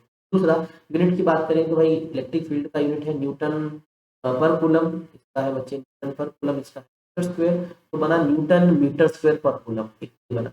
दूसरा, इलेक्ट्रिक फील्ड की जगह बच्चे हम वोल्ट पर मीटर भी लिख सकते हैं, और ये बना मीटर स्क्वायर, तो इन दोनों का मल्टीप्लाई आपके पास क्या आ जाएगा, वोल्ट इंटू मीटर, तो ये यूनिट भी हो सकता है, ठीक है, आप याद रखना unit volt per metre, volt divide by metre वो इलेक्ट्रिक फील्ड इंटेंसिटी का है, but volt multiply by metre ये आपका फ्लक्स। से फॉर्मूला हम बना सकते हैं बच्चे वोल्ट का जो है, या फिर इससे देख लो यार, न्यूटन जो है इसकी जगह आप लिख सकते हो m1 l1 t minus two, इसकी जगह l2 और डिवाइड बाई a1 t1, हम निकल। Electric flux through a large surface, large surface मतलब जैसे ये डायग्राम है, इसमें ये पूरा एरिया है, हमने पहले क्या किया, इसका एक छोटा सा पार्ट लिया, इस थोड़े से पार्ट के फ्लक्स को लेटर से मैं लिखता हूँ डी पाई ई, थोड़ा सा ऐसे निकालोगे तो यहाँ का जो इलेक्ट्रिक फील्ड, यहाँ का थोड़ा सा एरिया का डॉट प्रोडक्ट, या फिर ऐसे लिख दो तो ये थोड़ा सा field area into cos of. लेकिन अगर मुझे पूरे का निकालना है तो क्या करेंगे, हम उसके आगे इंटीग्रेशन का साइन लगा देंगे। तो अगर किसी के आगे इंटीग्रेशन का साइन लगा है, इट मीन हमने उस सिचुएशन में पहले एक छोटा सा एरिया लिया, उसका फ्लक्स निकाला, बाद में इंटीग्रेट करके छोड़, ठीक है। और अगर इलेक्ट्रिक फील्ड किसी केस में कांस्टेंट है, जैसे यहाँ पर है जो फील्ड वही यहाँ पर, वही यहाँ पर, वही यहाँ पर, फील्ड हर जगह कांस्टेंट है, तो हम उसको बाहर निकाल सकते हैं, हम उसको ऐसे भी, अगर फील्ड कांस्टेंट तो ऐसे भी निकाल। दूसरा, कुछ केसेस में हो सकता है बच्चे आपको इस तरह से भी साइन मिल जाए कि डॉट डी फ्लक्स को कैलकुलेट, तो अगर इस तरह का साइन मिल जाए आपको तो समझ लेना कि हम फ्लक्स निकाल रहे हैं टोटल, लेकिन सर्कल लगाने का मतलब किसी क्लोज सरफेस की बात हो, वो सरफेस क्लोज है, ओपन नहीं है। अब क्वेश्चन आता है सर ये ओपन और क्लोज क्या है, तो देखिए एक प्लेट, ठीक है, एक स्फीयर और एक हेमिस्फीयर, इन दोनों में कुछ इन तीनों में कुछ डिफरेंस बता। लेट अस से बच्चे इसके सरफेस पे यहाँ चार्ज रखा प्लस का, इसके सेंटर पे चार्ज रखा प्लस का, और इसके इस पॉइंट पे रखा चार्ज, ठीक है, तीनों केसेस में ये चार्ज इलेक्ट्रिक फील्ड एमिट करेगा। मेरा क्वेश्चन कि जो इलेक्ट्रिक फील्ड है वो ऐसे इस प्लेट से बाहर जाएगा और कुछ अंदर भी, तो यानी ये जो चार्ज है वो पूरा कवर्ड नहीं है, ठीक है, इसका जो चार्ज है वो सिंपली प्लेट से बाहर जा रहा है, तो इस तरह के सरफेस को बोलते हैं ओपन सरफेस। लेकिन यहाँ देखो जो भी जो फील्ड है वो शेल के सरफेस से होके ही बाहर जाएगा, यानी जो चार्ज है उसका जो फील्ड है क्या बच्चे, वो क्लोज्ड है, चार्ज closed है। इस केस में देखो चार्ज जो है वो यहाँ पर हेमिस्फीयर के टॉप पे रखा है, तो मतलब इसका कुछ फील्ड डायरेक्ट ही बाहर जा रहा है, अब कुछ अंदर से भी जाएगा, लेकिन ये पूरा क्लोज तो नहीं है, इसको भी क्या बोलते हैं, ओपन सरफेस, ठीक है, open and close surface. And goes theorem जो हम आगे पढ़ेंगे जो फ्लक्स के बाद आएगा, तो उसमें ओपन एंड क्लोज का बहुत इंपॉर्टेंट। तो अगर आप कहीं पर भी इस तरह से लिख रहे हो ई या ई डॉट डी लिख रहे हो, और एक आप लिख रहे हो ई डॉट डी और यहाँ पर क्लोज का साइन बना रखा है, तो समझ आइएगा ये बात हो रही है किसी ओपन सरफेस की, और ये बात हो रही है क्लोज्ड सरफेस, थोड़ा सा डिफरेंस है। चलिए आगे बढ़ते हैं। कुछ डिफरेंट केसेस हैं फ्लक्स को कैलकुलेट करने के लिए। ये पहला, कि अगर सरफेस के परपेंडिकुलर है या ई और ए पहले से ही पैरेलल है, भाई एक प्लेट है और इसका ये एरिया वेक्टर है जिस डायरेक्शन में हम लेते थे, या इसको ई वेक्टर लिख दो भाई इलेक्ट्रिक फील्ड, और इलेक्ट्रिक फील्ड भी इसी डायरेक्शन में ही जा रहा है, तो क्या होगा, सारी लाइनें ही तो उसमें से पास होगी। तो अगर हम एंगल वाइज देखें तो थीटा तो हुआ 0, तो फ्लक्स निकाले ई ए इंटू कोस 0 होता है 1, तो आप बोल सकते हो फ्लक्स का वैल्यू आया ई ए, जो कि होती है मैक्सिमम वैल्यू। और आप अगर देखो एरिया वेक्टर बाहर है, यानी तुम्हारा पॉइंट ऑफ ऑब्जर्वेशन बाहर है ये, और अगर पॉइंट ऑफ ऑब्जर्वेशन बाहर है तो आपको क्या लगेगा कि इस प्लेट से फील्ड लाइंस बाहर आ रही है, इसको बोलते हैं आउटवर्ड फ्लक्स या आउटगोइंग फ्लक्स, ठीक है, या इसको पॉजिटिव फ्लक्स भी बोलते हैं। अभी सेकंड केस से पहले मैं थर्ड थोड़ा बता दूं। तो लेटर से बच्चे आपके पास कोई प्लेट इस है, ये इसका एरिया वेक्टर, और इलेक्ट्रिक फील्ड जो है इसमें से 180 पे पास हो रहा है, बिल्कुल अपोजिट, तो ये आपका ई है, तो एंगल हुआ 180 डिग्री, बिल्कुल अपोजिट है। अच्छा, अगर एरिया वेक्टर बच्चे बाहर है तो हमारा पॉइंट ऑफ ऑब्जर्वेशन ये है। अब आप बताओ क्या आपको लग रहा है फील्ड जैसे प्लेट के अंदर घुसे, इसको इनकमिंग या एंटरिंग फ्लक्स बोलते हैं, और जनरली इसको नेगेटिव, नेगेटिव क्यों बोला, अब अगर फॉर्मूले वाइज कैलकुलेट करो तो ये cos 180 -1 होता है, तो आपके पास जो फ्लक्स आया हुआ है माइनस का ई, ये भी बच्चे मैक्सिमम वैल्यू ही है, बस ये इंडिकेट कर रहा है इनकमिंग फ्लक्स को या एंटरिंग फ्लक्स को, ठीक है। प्योरली मैं बोल रहा हूँ पॉइंट ऑफ ऑब्जर्वेशन या एरिया वेक्टर डिसाइड करेगा कि एंटरिंग या आउटगोइंग। आप 90 वाला केस भी देख लेते हैं, अगर लेटर से प्लेट जो है कुछ इस तरह से है, एरिया वेक्टर है, और आपका जो इलेक्ट्रिक फील्ड है वो उसके बिल्कुल परपेंडिकुलर पास हो रहा है कुछ, तो बोल सकते हैं कि भाई इस प्लेट में से फील्ड ना के बराबर पास हो रहा है, तो कोस 90 0 होता है, और आपका फ्लक्स जो आया 0 आया, नो फ्लक्स की। अच्छा, फिर मैं बता रहा हूँ बेटा, आगे वाले टॉपिक पढ़ने से पहले आपको फ्लक्स का कॉन्सेप्ट क्लियर होना चाहिए। Flux is the measurement of field, किसी भी रैंडम किसी भी एरिया जो आपको गिवन है उस एरिया में से कितना फील्ड पास हो रहा है, नॉर्मली दैट इज फ्लक्स। और अभी तक हमने फ्लक्स को कैलकुलेट करने का जो फॉर्मूला पढ़ा वो आया electric field into area into cos of theta, ये हमारा फॉर्मूला है। लेकिन हम इसके अलावा भी कोई और फॉर्मूले से फ्लक्स कैलकुलेट कर सकते हैं, यस, वही सॉल्यूशन किसने दिया था, गॉस थ्योरम ने दिया था, गॉस लॉ ने दिया था, क्योंकि इस फॉर्मूले में मुझे ई ए और थीटा तीन चीजें पता होनी चाहिए तभी हम निकाल सकते हैं। और आगे कुछ टॉपिक्स में आप देखोगे कि कैसे हम गॉस थ्योरम की हेल्प से without these three single charge की वैल्यू से भी फ्लक्स निकाल सकते हैं।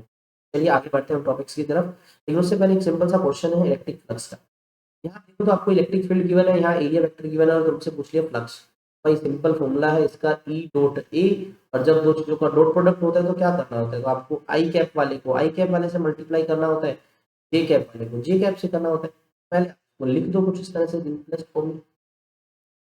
अब क्या करो, देखो बहुत ही सिंपल काम है बच्चे, इधर आई के साथ 2 है, इधर आई के साथ 2 है, दोनों को मल्टीप्लाई करो, 2 मल्टीप्लाई बाई 2, इधर जे के साथ 3 है, इधर -1 है, 3 को मल्टीप्लाई किया माइनस, इधर है -5, यस, और इधर है -1, और सबको कर दो ऐड। ये बहुत सिंपल तरीका है डॉट प्रोडक्ट कैलकुलेट करने का।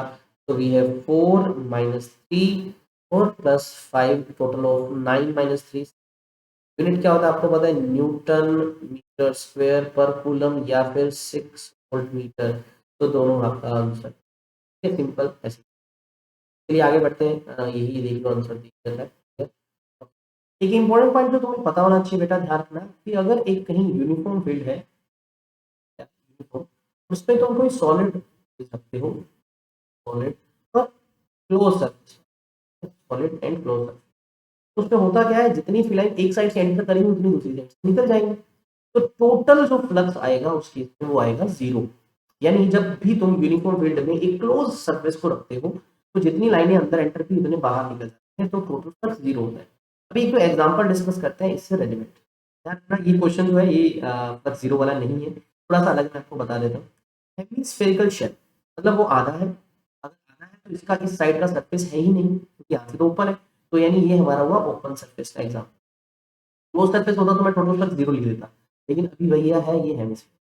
अब आपको क्वेश्चन में गिवन है कि ऊपर से फील्ड एंटर कर रहा है ऐसे, बच्चे थोड़ा सा लॉजिकली सोच कि ऊपर से जो फील्ड एंटर कर रहा है उसको ओवरऑल कितने एरिया में से पास होना है, डॉट सरफेस एरिया, यहाँ से निकल के नीचे से जाएगा तो अल्टीमेटली जाएगा तो इतने ही एरिया में से ना, तो इफेक्टिव एरिया जो है वो इसको सर्कुलर ही मिलेगा। तो अगर मुझे फ्लक्स निकालना है तो क्या करूँगा मैं, electric field into projected area या जिस एरिया में से वो पास होगा वो क्या होगा, पाई इंटू रेडियस का two cos of angle, angle भाई इस डायरेक्शन में एरिया वेक्टर अगर मैं लेता हूँ तो जा रहा है, तो कोस ऑफ जीरो कोस 1 होता है आया ई टू पाई आर।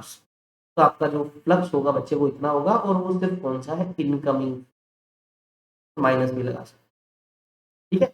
ये ओपन सरफेस था इसलिए ये आया। अब देखो इसी क्वेश्चन में थोड़ा सा ट्विस्ट करेंगे, अभी नेक्स्ट स्लाइड में मिलेगा हमें इसका आंसर, ये निकाल लिया।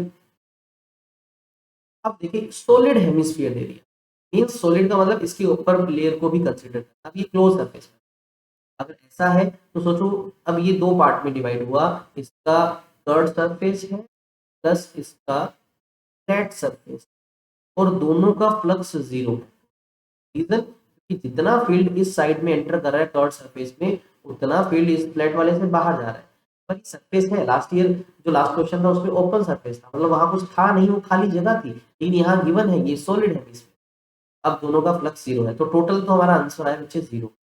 अगर हाँ इंडिविजुअल इसका हम निकाल सकते हैं भाई, इसका है ई पाई आर स्क्वेयर, फ्लैट का नीचे की तरफ जा रहा है तो मैं इसको प्लस का ले लेता हूँ, और ये इतना ही होना चाहिए माइनस का ई पाई आर स्क्वेयर, ताकि टोटल सम सबका जीरो हो सके। टोटल जीरो है भाई इस क्वेश्चन का आंसर, चेक करते हैं यस, जितना अंदर एंटर कर रहा था बाहर जा रहा है, मैं आपको बता चुका हूँ ये सारी चीज़ याद रखना, ठीक है। So note whenever there is a closed surface, ये इंपॉर्टेंट लाइन है, क्लोज सरफेस है जिसका वॉल्यूम नहीं होना चाहिए, तो यूनिफॉर्म फील्ड में रखते हैं तो हमेशा फ्लक्स जीरो होता है, क्योंकि जितना एंटर करेगा उतना बाहर निकलेगा, तो मैं बता चुका हूँ।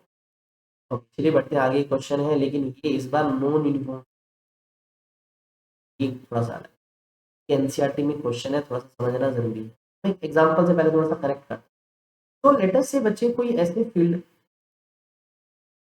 आप देखो, तो लाइंस के बीच में गैप चेंज हो रहा है, इट मीन यूनिफॉर्म फील्ड नहीं है। तो लेटेस्ट से अगर ये पॉइंट कोई ए है, ये पॉइंट बी है, तो नेचुरल है ए पॉइंट का फील्ड ज्यादा होगा, बी का कम होगा। तो मैं एक एरिया डिसाइड करता हूँ, लेटेस्ट से क्यूब डिसाइड करता हूँ या एक close surface decide, close surface बना लो, लेटेस्ट से मैंने एक सिलेंडर बनाया।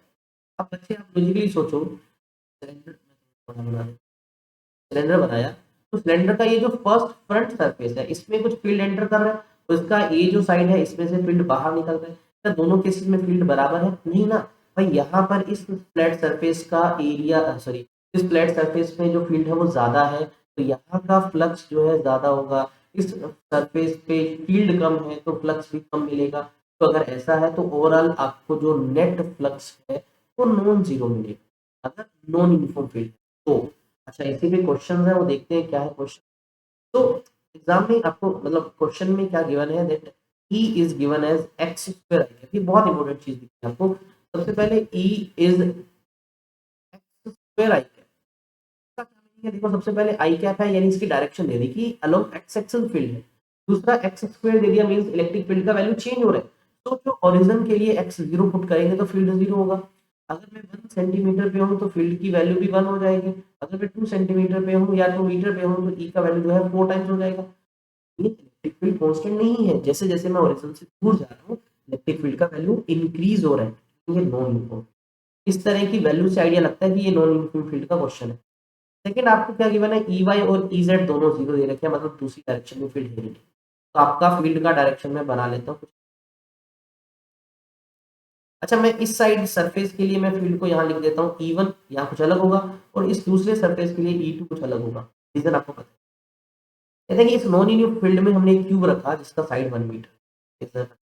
अब बताओ क्या इसके इस स्पेस में जो फ्लक्स होगा यानी जो एंट्रिंग फ्लक्स है, और इस स्पेस से जो फ्लक्स बाहर निकलेगा, क्या वो इक्वल वैल्यू के होंगे? नहीं होंगे, ऑब्वियस सी बात है, क्योंकि जो फर्स्ट फ्लैट सरफेस है यहाँ फील्ड वीक है तो यहाँ का फ्लक्स कम होगा, तो यहाँ का फ्लक्स अगर मुझे निकालना है तो मैं उसको फाई वन लिखता हूँ, क्या वो हमारा ई वन इंटू यहाँ का एरिया यानी ए स्क्वायर होगा इंटू कोस ऑफ एंगल।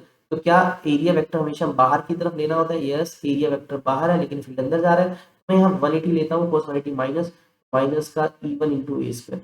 अच्छा E1 की वैल्यू भी पुट कर सकते हैं, बिकॉज हमें ये फील्ड निकालना है ए 1 मीटर पे, तो ए का वैल्यू 1 मीटर कर दो, और E1 का वैल्यू क्या बचे, एक्स का 1 पुट कर दो, माइनस 1 स्क्वायर मल्टीप्लाई बाई ए का वैल्यू क्या है भाई, ए का वैल्यू भी 1 है, तो ये हमारा आ गया माइनस का 1 क्या, वोल्ट मीटर, या आप न्यूटन मीटर पर बोलो। सिमिलर वे अब पहले तो इस E2 फील्ड की वैल्यू निकालो, ये डिस्टेंस कितना है, 1 ये है 1 ये है, 2 मीटर पे चलेगी, तो यहाँ 2 पुट करो तो 4 आई कैप, तो पहले तो इसकी वैल्यू आई। फ्लक्स निकालते हैं दूसरे सरफेस का, क्या होगा वो E2 टू एरिया, एरिया इस को लेंगे तो कोस ऑफ एंगल। अच्छा क्या एरिया वेक्टर बाहर लेना होता है? यस, यहाँ पर बाहर फील्ड भी बाहर आ रहा है, 0 डिग्री एंगल है। टू का वैल्यू कितना है 4, ए स्क्वायर का वैल्यू है 1 स्क्वायर, क्या है आपका 4 वोल्ट मीटर लिख बच्चे, या तुम लिख सकते हो न्यूटन मीटर गुना। अब टोटल निकालना है तो मुझे इन दोनों को ऐड करना पड़ेगा। भाई ऐड क्यों कर रहे हैं, सब्ट्रैक्ट क्यों नहीं कर रहे? ये ऐड इसलिए कर रहे हैं क्योंकि पहले ही मैंने डायरेक्शन ले ली है, एक प्लस आया एक माइनस, ठीक है। तो दोनों को ऐड करोगे आपके पास कितना आएगा, माइनस का 1 प्लस का 4, आपके पास और आया प्लस का 3 वोल्ट मीटर, या इसको लिख सकते हो प्लस का 3 मीटर स्क्वायर। तो यानी नेट आउटवर्ड फ्लक्स मिलेगा, ऑब्वियस मिलेगा भाई, अंदर कम एंटर किया निकला बाहर ज्यादा, तो फ्लक्स तो पॉजिटिव कुछ मिलेगा ही मिलेगा ना। चलिए आंसर चेक करते हैं। ये 3 यूनिट, यूनिट मतलब इसकी जगह इसका यूनिट लगा देना, जो भी है हमें पता है।